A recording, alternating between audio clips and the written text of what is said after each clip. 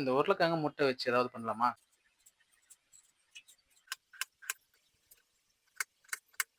இந்த மாரி பொடிசா கட் பண்ணிக்கோ. இப்போ ஒரு ஆனியனும், ஒரு 2 பச்சை மிளகாய் இதே மாரி பொடிசா கட் பண்ணி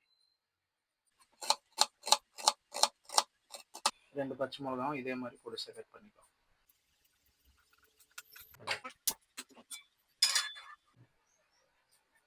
ஆயில் ஊத்து.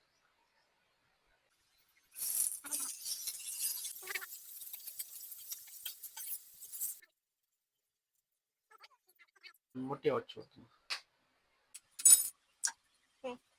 அந்த கருவாடு.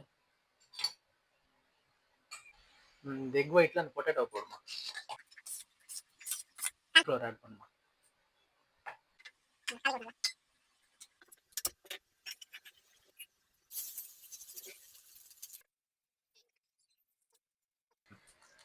இந்த டிஷ்ஷோட பேர் தெரிஞ்சா சொல்லுங்க, கமெண்ட் பண்ணுங்க. நம்ம சேனலை சப்ஸ்கிரைப் பண்ணிக்கோங்க.